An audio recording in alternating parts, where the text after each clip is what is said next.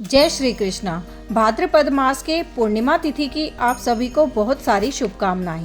प्रत्येक मास में आने वाली पूर्णिमा तिथि भगवान विष्णु को समर्पित बताई गई है।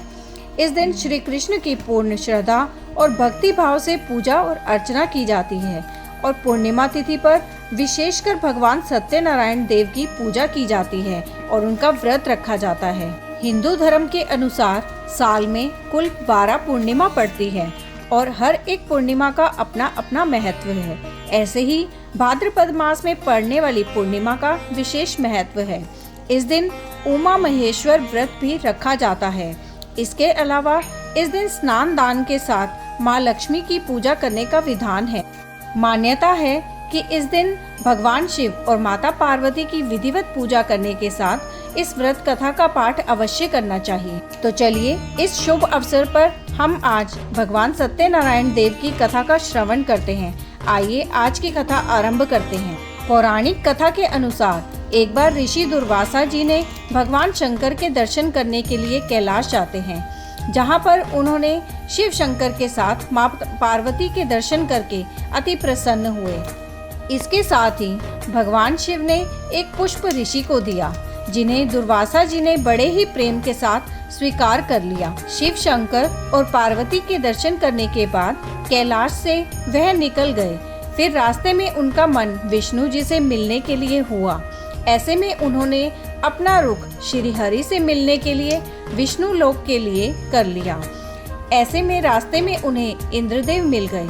वह इंद्रदेव को देखकर काफी प्रसन्न हुए और उन्हें शिवजी द्वारा भेंट किया हुआ पुष्प दिया। लेकिन इंद्रदेव हमेशा अपने पद के कारण अहंकार में रहते थे। ऐसे में उन्होंने वह पुष्प अपने हाथी ऐरावत को पहना दिया।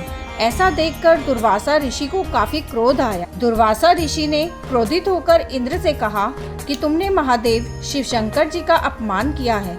मेरे द्वारा दिए हुए पुष्प को तुमने स्वयं न ग्रहण करके ऐरावत को पहना दिया। मैं तुम्हें श्राप देता हूँ कि तुम्हें लक्ष्मी जी छोड़कर चली जाएंगी और इसके साथ ही इंद्रलोक के साथ अपना सिंहासन का भी त्याग। यह सुनकर इंद्र घबरा गए और शासन जाने का डर सताने लगा। ऐसे में उन्होंने तुरंत ही ऋषि दुर्वासा जी के समक्ष हाथ जोड़कर क्षमा याचना की और उनसे इस श्राप से मुक्त होने का उपाय पूछा। इंद्र की विनय सुनकर दुर्वासा जी शांत हुए और क्रोध शांत होने पर ऋषि दुर्वासा जी ने इंद्र को बताया कि उसे उमा महेश्वर व्रत करना पड़ेगा। इसके बाद ही शिव और माता पार्वती के आशीर्वाद से ही तुम्हें दोबारा सिंहासन मिलेगा। ऐसे में इंद्रदेव ने इस व्रत को रखा और शिव और माता पार्वती की कृपा से इंद्र को खोया हुआ लोक, सिंहासन सहित अन्य चीजों की प्राप्ति हुई। यही ये कथा समाप्त होती है।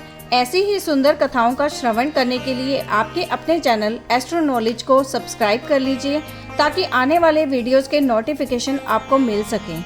ओम नमः शिवाय।